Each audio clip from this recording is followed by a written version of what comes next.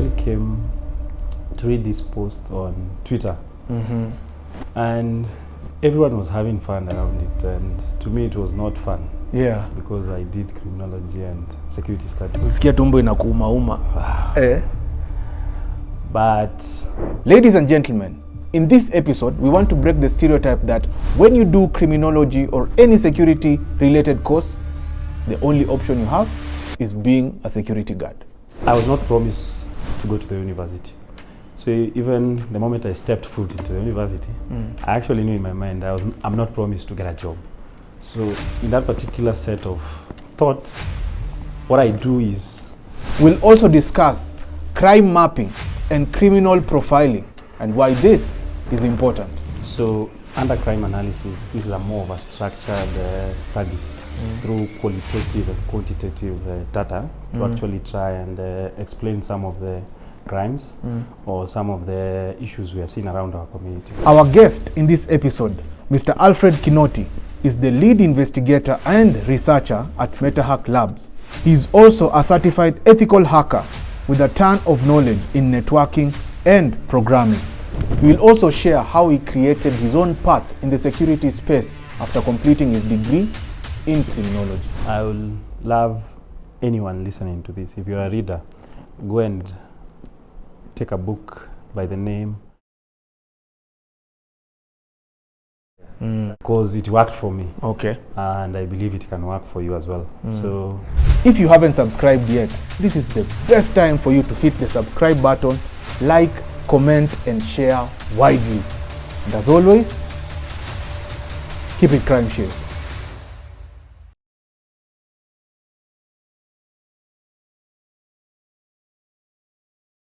This episode has been shot at Wojo, a premium co-working space located at Makua Hotel, Upper Hill, Nairobi. Get to enjoy a wide range of premium facilities, including premium working spaces, a fully equipped gym, swimming pool, and not forgetting their bottomless coffee. You can find their details down on the screen below. So recently I got into an interaction with a LinkedIn post from my very close friend who is our guest today. And in that post, it said that in this day and age in Kenya, the only career you can go into after doing a criminology and security studies course is being a security guard, in Kenya commonly known as watchman, which to me I think is disrespectful. Our guest today is going to expound on why. He told us that he disagrees with that person who feels that when you do criminology, then you'll just end up as a guard. Alfred, tuambie, what inspired you to write that? Thank you so much, Kingsley, for having me. I actually came to read this post on Twitter, and everyone was having fun around it, and to me it was not fun. Yeah. Because I did criminology and security studies. Usikia tumbo inakuuma. But I had to put it out. I had to put my inputs on why I disagreed respectfully. And to me, anyone who has done criminology doesn't or should not actually sink into that particular frame of mind. Because for me, respectfully again, I've had so many opportunities, not because I'm good at what I do, but simply because I push myself. I believe you saw on the post that it takes time to build what you have.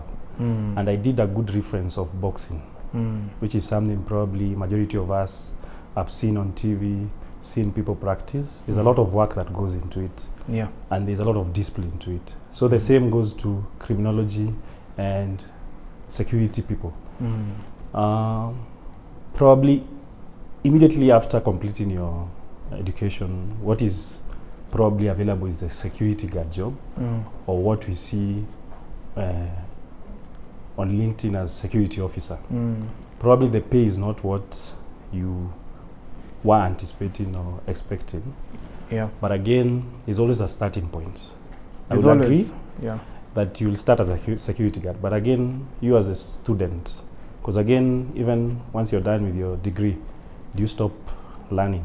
No, you stop learning, you stop growing. You stop growing. Yeah. So for me, I feel that it's the right time that everyone in the space, we need to have a positive mindset around some of these things. It's not only criminology that we don't have readily accessible opportunities. Yeah. There are so With many regard other, to like white collar jobs and all that. yeah, we're having a shortage in terms of opportunities, jobs. But here was my thought around that particular post. We need to adopt a different kind of mentality in all of these spaces. Yeah. And I referenced boxing as one. You see a lot of boxers take a lot of time. Yeah, before sparring and all yep, that. and all that. Before you get good at your technique. So the same goes to also criminology. You have to get good at that. So that's that is what I was trying to push to everyone in criminology, to actually not take that negative mentality that there are no opportunities and that the security guard opportunity is the only one that is there. There are so many opportunities. There are many opportunities indeed. And you talked about growth, the growth mindset. Tell us briefly what really took you into the security space, because for me, with my background, it's out there, people know. But what about you? Because some people will say you'll either end up in the police, in the army, but they do not know what really can inspire you into being in the field of safety and security, for that matter. Tell us your story briefly. So my name is Alfred Kinoti, born and raised in Dandora. For those who don't know, Dandora is on the Eastlands side of Nairobi, and it's not those poshy places that everyone wants to be in because of probably the challenges that are there. So that is where I was raised, partly schooled there, then moved to another side of Nairobi, which is Githurai, and probably what I saw and what I interacted with majorly was issues to do with crime.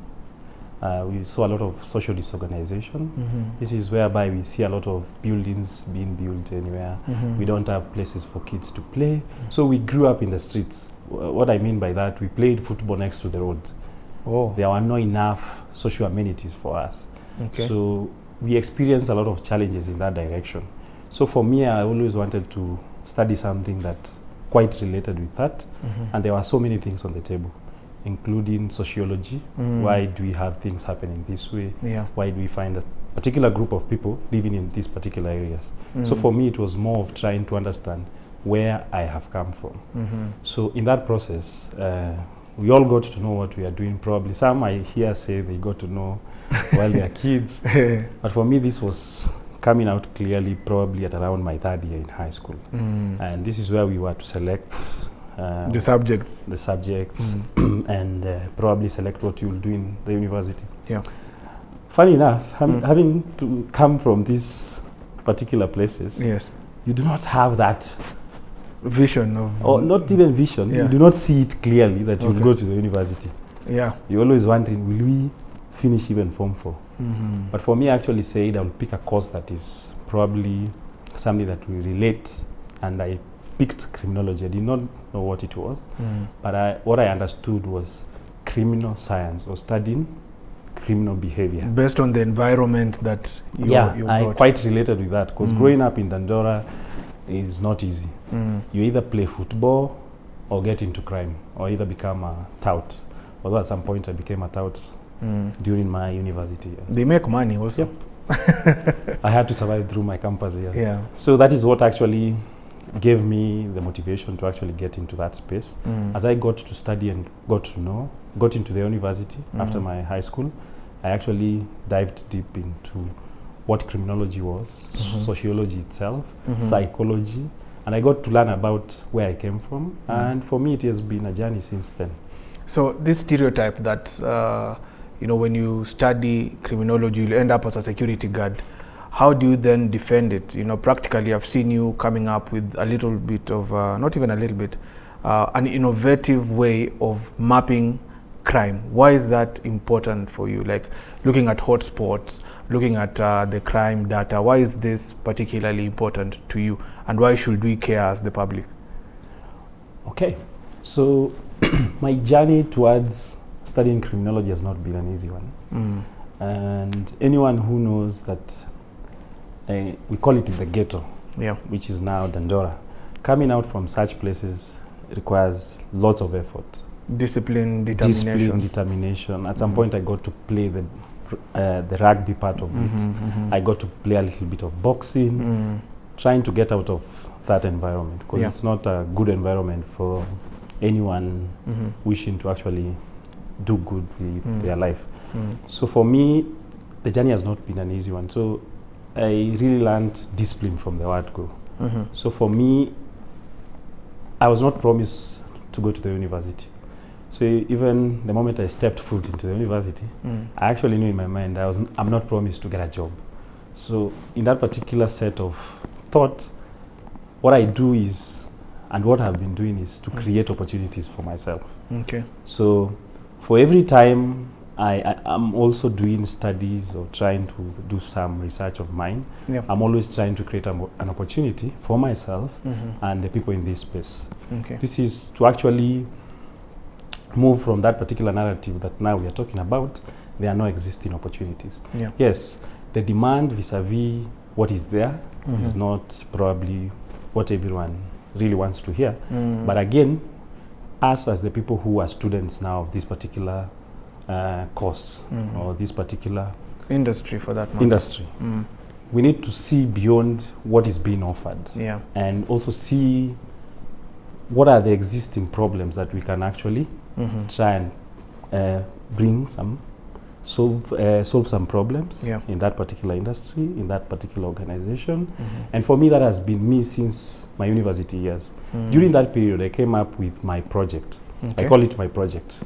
And I decided to give it a name to actually stand out. So I gave it Metahac Labs. Okay. And majority of people would ask me, what is Metahac? So meta is more of creative, and hacking is trying to solve some of the challenging things in any space. So for me, I thought, why don't we have a creative hacking space where we bring all the minds, probably in security and other fields, psychology, people in medicine, because again, in our space, we have people doing a lot of things to do with studying dead bodies and all that. Pathologist. Yes, pathologist. Then we have the cybersecurity side of things. So for me, I actually was thinking around, in the future, this space could be mine right now, or this particular project could be mine. But in the future, what I'm foreseeing is to have a powerhouse of people who can work together, and probably some of the challenges we are seeing in the criminal justice system can be solved probably in a very creative and smart way. So that means Metahac, what you do is bring in experts in the security field to ease in the process of solving crime. Yes. From mapping to how you're able to aid, let's say, corporate investigations, or even investigations that require, police interventions, for that matter. Is that the case? Yes. So at Metahac, it's an interesting space. There's no definitions of roles and who is who. This is more of like the meetups you have on weekends with your best of buddies. But for this one, it's a more of a professional space. Okay. Where outside of your duties or outside of your professional life, we have a space where we have creative minds working towards improving the structures, the systems, map, learn from the best. I believe my idea came from one of the studies I did from the Citizen Lab. And they are doing a very great work at disseminating information in regards to security and issues around cybersecurity. So for me, this was my benchmark, and I felt, why can't I actually invite the many friends I have in this space of security and actually see what we can improve on our space? A niche myself that I'm working on is crime analysis, which is data-driven solutions. Or we are trying to focus on evidence-based solutions as well. So for me, my end goal is to have better decisions. Resource allocation is done well. Manpower as well. We are seeing a lot of challenges when it comes to manpower, even in our private security firms. So for me, my actual intervention here is to actually improve some of the things we are doing probably in our space through data. Okay. So basically, innovation through usage of data. Still on innovation and exploring this topic wider, I want us to look at the point where you decided that I'm not going the route of security guard, but I want to go through the route of data collection, crime mapping, and things like that. Why is it helpful? Why should we care about it? Why should people know about the importance of mapping? And we talked about this earlier when we were looking at how somebody can be profiled, how areas can be profiled. Is it the same characteristic in mapping out? So it's an interesting space, and probably you've heard of crime profiling. You've heard of intelligence analysis. Yes. These are some of the subsets within that structure. So under crime analysis, this is a more of a structured study through qualitative and quantitative data to actually try and explain some of the crimes or some of the issues we are seeing around our communities. So by qualitative, that means we are lacking numbers. Quantitative, we are putting in the numbers. Yes. So on the qualitative side of things, let me give you an example. We could just walk in Dandora or walk around Buruburu or CBD, monitor some of the characteristics. What characteristics do we see that actually inform us as people in the space or experts about crime? Do we see a potential increase of crime based on the patterns, based on the insights we are getting from people through conversations? I'll give a good example. You will probably go into Dandora and probably just have a casual conversation with someone probably who has lived there for the longest. And they will actually tell you, it's not safe, you better, that is already data for you. If you get that from 10 people, that already tells you this particular area, because again, it's a process. You have to map the region, you have to take dates, you have to take the person, the age. So that's the whole process of collecting data. It's a whole process that goes into it. What happens then after you've collected this data? You've gone to CBD, and then now you've gone to Dandora, you've mapped out this area. What happens after you've collected it? So after collection, because you'll collect all kinds of data, you have to come again and do what we call categorization. You have to come and categorize based on location, sub-location, word, and all that. Come again, what is the age demographic that you collected this information from? What is the type of information are you getting? Categorize it again, and what will I call it? Is it the age differences? So there's a whole categorization that goes into it based on your data requirements, your data collection requirements. Then after that, you do processing. You process that data, you arrange it, clean it, and all that. Then after that, we have now the analysis part, where now we have experts from data, or who we are hearing now are called data analysts, who do the data analysis. Then after that, we have probably a process of sieving through the data. Then after that, probably we do dissemination. And again, we do a process that is a feedback loop, where we give back the information probably to the, if it's a research company, or write a report, tell people what we have collected from that particular area. Again, if we need to actually put it on a live tool, we actually feed the tool. This is dependent on your tool and the functionalities of that particular tool. If you actually feed in a risk management tool that will inform you on the types of crime you want to anticipate in Dandora, the types of different groups of people, that is fed into that particular tool, and it will give you the information based on the analysis that was fed into the tool. So it gives you like a visual kind of map to know where it is. So for a good tool, or for a tool that probably I've interacted with, it will give you the risk factors, the indicators, what is the risk matrix, probably give you a chart or a graph representation of everything that happens in that particular area in terms of crime. So who would be the consumer of this particular information? Because the Crimeshield Premier Gang would say, okay, you've already collected this data, you've put it in a very beautiful way, I can visualize it. So who will consume this kind of information? What good will it bring?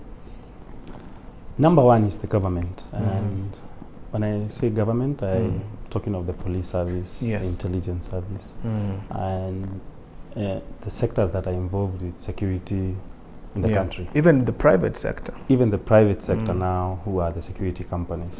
Apart from that, we have so many organizations operating in these particular spaces or areas that we have done our research. Yeah. So it's important for every organization, before even coming up with a whole definition of their plan into getting into that particular area, they get to understand what is in this area. What are we to anticipate? What do we need to change before actually bringing in some of our products in that particular Even area? business people, actually, because I've seen people not making good decisions based on lack of data. I want us to speak to the next generation, these people who are already doing these courses and they feel out of place, Speaking of the person who wrote this post in the first place, what can you tell them? Through your story, what can they do in order to be more innovative in this field of criminology or security and safety? What can they do? What do they need to look into? Before even jump into probably giving an advice or some information for them to consume, I will love anyone listening to this. If you're a reader, go and take a book by the name Rich Dad, Poor Dad. Okay. It's a very good book. They start from there. Start from there. That's from me. Because it worked for me. Okay. And I believe it can work for you as well. So what I got from that, or the moral story of that, was that it's important to learn the skill, know how to do it. I remember my first years, my very first year of practicing criminology or investigations. I did a whole year without pay. I only got probably fare and some little stipend. For a whole year? For a whole year. So anyone coming into the field, you must be ready to do a lot of sacrifice. I believe you work in the force. Yeah. You have to do a 6 month or 7 month or even 15 month.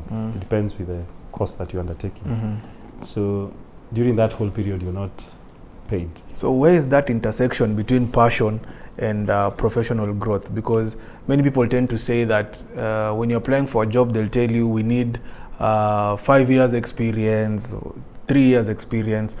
Where does passion and the career path growth intersect?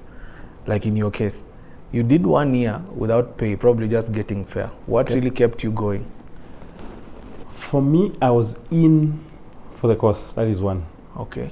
For me, it was a do or die situation. I'm here to stay, and I call it noise. My end. I'll make noise until the right people will actually listen to the noise. Okay. So for me, it's more of resilience. You have to stick even when times are hard. It's not easy. I'll definitely agree. Probably the writer of that particular post, it wasn't easy for them, and that is true. It's not easy out here actually when you're trying to get an opportunity, even for that particular security guard and surviving that particular job. It's not an easy one. Yeah. So for me, it's actually, you have to adopt a model probably that works for you. Yeah. For me, during my campus years, I would work as a tout and still I'm in school. Okay. And very few of my classmates actually knew that. They thought I'm from a rich family, but I actually got that 500 from. So you have to adopt a different model that works for you. Everybody has their own path. Yes. Okay. For you to survive, it's not an easy one. You won't finish your degree and get a job. You have to find a way how to remain relevant in the security space. And as my journey continued, I actually got an opportunity to learn about these spaces such as LinkedIn. Yeah. And I actually jumped into it, worked on it, and my questions immediately were, what am I going to solve, and what will resonate with the people in this particular space, and what do people or organization want? So I had to do a scan through my profile, scan through many profiles, including yours. I got to know a lot of people who have worked in the military. So remember that there are people who have much experience than you. Yeah. But again, how will you compensate for that? Is it through mini research? How are you involved in the research space? What is your contribution? So that whenever even you get that particular gig that you're looking for, you're actually someone of resource to everyone, including the people who are experienced. Yeah. So while you are going towards that direction, you will also learn about, there are so many things in this space. There are people who are working in probation, there are people who are actually doing security designs, there are people who are doing architecture, there are people who are in physical security, there are people who are in security management, to be precise. Yeah. So what is your niche? What do you feel you're actually good at? And you wouldn't know what you're good at by doing a 1 month course. Yeah. It takes time. And within probably a whole year or 6 months, you'll actually know there's a place where you're being led to. As we wind up, I want you to tell the audience what kept you going. And you've mentioned it. You talked about being steadfast and being focused. There's somebody out there who's watching and probably wants to know, from your background, you went, did your internship, did the relevant courses. Now you're building your own tech for mapping, coming up with Metahac. In one word, what drove you to do all that? I always say you have to remain relevant. Okay. So for me, I had to remain relevant. Okay. And this meant doing anything that is in line with security and criminology. Okay. So if it's bodybuilding, you'll find me in a gym. Yeah. If it's trying to improve my interviewing skills, you'll find me in a bar. Yeah. Probably trying to talk to anyone. Find me in streets trying to learn from people probably you wouldn't find me talking to easily. Yeah. So going out there, trying to be relevant, that is one. Learning new skills as you go, because you'll need them and they will come in handy when you actually called in for that particular interview. I'll say for the many interviews I've participated in and I have been successful, the number one reason I've been given probably after the end of those interviews is that you are actually in real terms with everything. It's not only theoretical side of things. Yeah. Because if I'm talking of probably an investigation plan, I'm talking of Dandora, I'm talking of Ruma, I'm talking of Garissa, I'm talking of Wajir, you have an understanding of what happens. How will you learn all about this? It's during these times of learning and growth. So you're always in preparation of what is coming next. Yeah. In as much you might be in a good place right now, in a good job, or you're in that university, or you're doing that certification, but how do you keep up with what is happening in the market? That is also something that is of importance. You bring a very critical point about knowing the kind of certifications to do, and I think for our Premier Gang, you need to go and look into Alfred Kinoti's LinkedIn. You'll see the story and the importance of how doing proper certifications can really guide your path. Personally, in the journey of safety and security, I think I'd go with being innovative. Yep. I can categorize what you've done as innovation. It's a product on its own. And in as much as people do not really take time to build their own, I think it's high time people change their mindset towards safety and security, because there's so much you can do, especially in Africa, in terms of bringing in a generation where we are problem solvers, where we are able to understand the criticality of the studies that we've done in theory and trying to implement them on the practical side. We do have a culture here at the Crimeshield Podcast where we have a black book. The black book, mtu anakuja, anaandika swali yake, the previous guest, then I don't read it until the next guest comes. So our previous guest writes down a question and then I ask you, and then you get a chance also to ask. And our guest previously asked, what can you do to help the young generation become more confident in themselves and skills? It's like this guest knew what you're coming to talk about. Yeah? You got the question? Yes. Yeah. So for me, as I mentioned, it's a journey. So for every young person that is outside there, Yeah. let's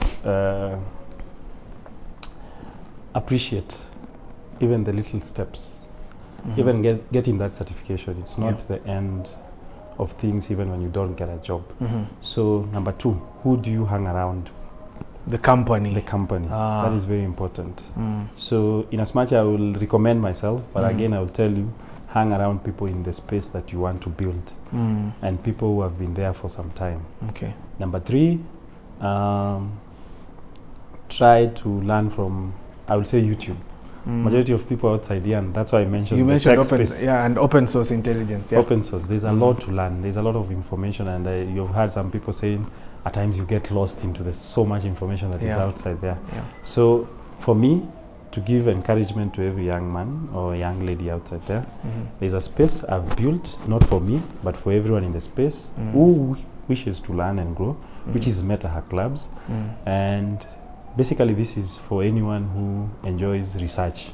So our research could have security components, it could have engineering components, it could be having cybersecurity components. So the whole idea is to bring everyone on board, build a single report, publish it, and put it on open source.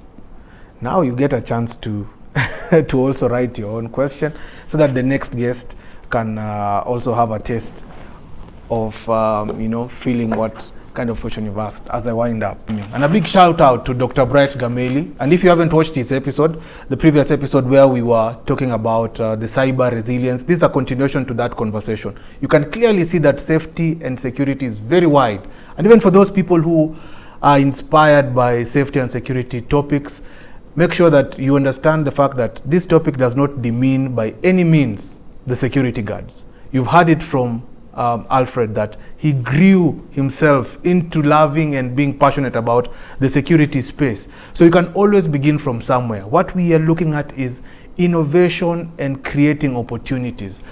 You out there who is young and in school, don't look down upon yourself and feel that there is no more opportunities in the safety and security space. By the way, this is the only podcast where we talk candidly about safety and security. Put your thoughts in the comment section. Is safety and security courses, marketable? What do you think? Do you feel that this is an environment where you can thrive and be successful, at the same time be innovative? We want to see what we can be able to, understand. Let's have this conversation at the comment section. Tell a friend to tell a friend and share widely. This can just inspire the next generation. And as always, keep it Crimeshield and see you next time.